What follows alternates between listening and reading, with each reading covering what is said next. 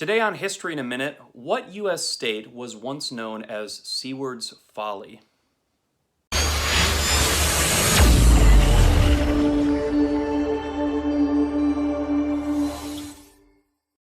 Hey everybody, it's Mr. Phillip Campbell with Homeschool Connections History in a Minute. I am your bearded, nerdy history guru.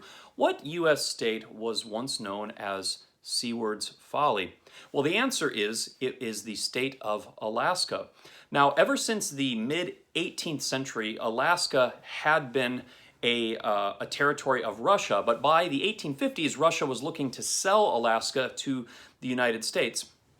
There had been some discussions, but the Civil War stalled things. And so it wasn't until 1867 that negotiations really got serious. And Secretary of State William H. Seward wanted to purchase the land. He was an expansionist, thought it was a great deal, especially at the excellent asking price of $7 million, which is roughly 2 cents an acre. Nevertheless, it was a hard sell to the U.S. Congress. There wasn't a lot of interest in Alaska. Many of them thought it was a bad investment. The vote only passed by one vote.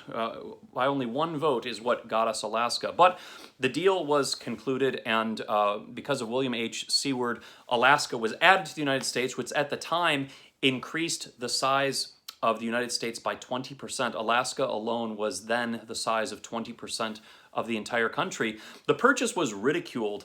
It was called President Johnson's Polar Bear Garden. It was called William Seward's Folly, Seward's Icebox. It was looked at as a waste of money and as something that would add no benefit to the United States until 1898, when gold was discovered there, and then people started rushing to settle it and found out all the other wonderful mineral and natural resources Alaska had to offer. And ever since then, Alaska has been contributing to the United States in many wonderful ways.